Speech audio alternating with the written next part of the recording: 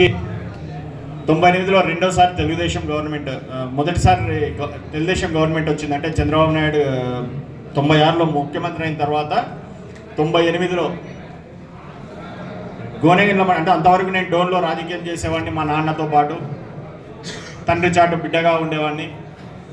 కానీ 98లో నేను విజయభాస్కర్ రెడ్డి గారు నన్ను కొన్ని కారణాల వల్ల గోనెగిరిల మండలానికి తీసుకురావడం జరిగింది.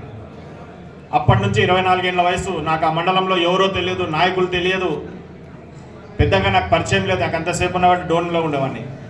కానీ మాకు ఆ రోజు విజయభాస్కర్ రెడ్డి మా పెద్ద ఆయన, కానీ ఎంతోమంది ఆయన పైన ఆధారపడిన వాళ్ళు, ఆయన ద్వారా లబ్ధి పొందిన వాళ్ళు కానీ, అదేవిధంగా ఆయన ద్వారా బాగుపడిన వాళ్ళు కానీ, వాళ్ళు చెప్పే మాటలు వింటే వాళ్ళు మా కుటుంబం మీద చూపిస్తున్నటువంటి అభిమానం గురించి అయితేనేమి, వాళ్ళ అభిప్రాయం అయితేనేమి నిజంగా ఒళ్ళు గగురుపరిచేది.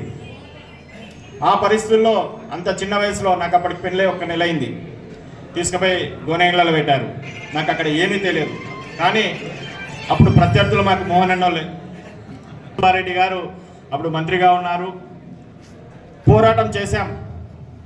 ఒక్కటి గుర్తుపెట్టుకోండి, రాజకీయంలో ఈరోజు హర్షవర్ధన్ రెడ్డి ఈరోజు ఈ స్థాయిలో ఉన్నాడు అంటే ఆ రోజు అప్పటి నుంచి 98 నుంచి 2004 వరకు 6 సంవత్సరాల పాటు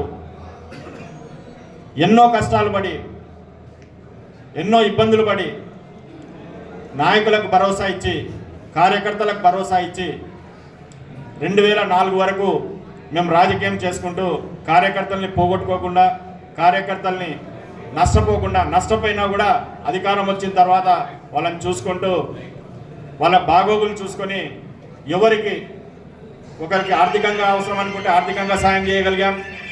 కొన్ని పద్ధతుల ద్వారా రాజకీయంగా ఉత్సాహం ఉన్న వాళ్ళని రాజకీయ పదవుల్లో పెట్టి రాజకీయంగా వాళ్ళని ముందుకు తీసుకొచ్చాం.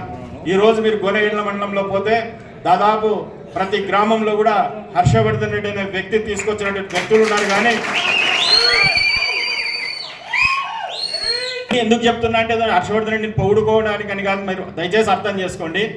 పార్టీ కష్టకాలంలో ఉన్నప్పుడు అన్నిటికీ ఎదురొట్టి మీరు నిలబడగలిగితే మీకు కూడా మేమున్నాం. నాకు తెలుసు కార్యకర్తల కష్టాలు ఏ విధంగా ఉంటాయి, కార్యకర్తలు ఏ విధంగా నష్టపోతారు.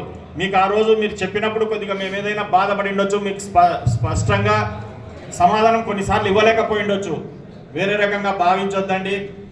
కష్టపడినా నష్టపోయిన కార్యకర్తని చూసుకునే స్వభావం ఉన్న నాయకులం మేము.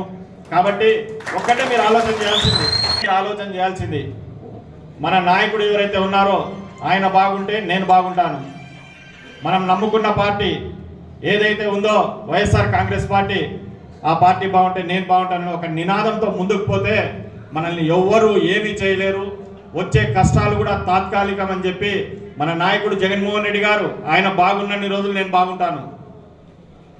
మన పార్టీ వైఎస్ఆర్ కాంగ్రెస్ పార్టీ బాగున్న నాళ్ళు నేను బాగుంటాను అనే ఒక నినాదంతో మీరందరూ కూడా రేపటి నుంచి కార్యోన్ముక్తులై ఈ ప్రజా పోరాటంలో ప్రజలకు మద్దతుగా మనమందరం నిలబడగలిగితే మనల్ని ఏ శక్తి ఆపలేదు, ఏ పోలీస్ ఆపలేడు, ఏ ఒక్క వ్యవస్థ కూడా మనల్ని ఆపలేదని మీకు తెలియజేసుకుంటూ, ప్రతిపక్షంలో ఉన్నాం, కష్టాలు అనేవి ఖచ్చితంగా ఉంటాయి.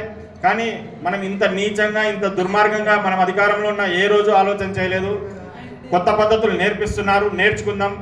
అవసరమైనప్పుడు వాటిని కూడా మనం మన అధికారంలో అమలు చేస్తాము. కాబట్టి ఎవరు నిరుత్సాహపడొద్దండి. రకమైనటువంటి ఇబ్బందులకి, కష్టాలకి ఎవరు నిరుత్సాహపడొద్దండి.